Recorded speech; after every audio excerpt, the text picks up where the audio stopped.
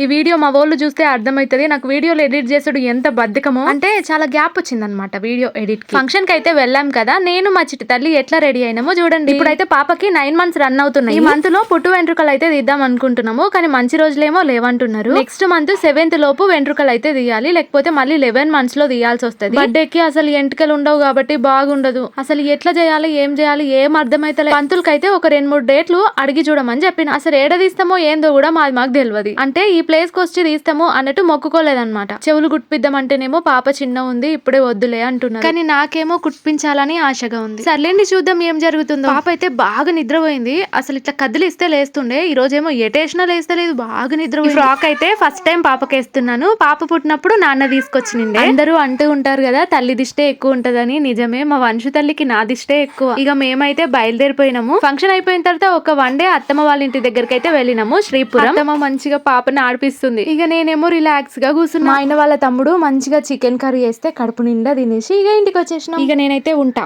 By.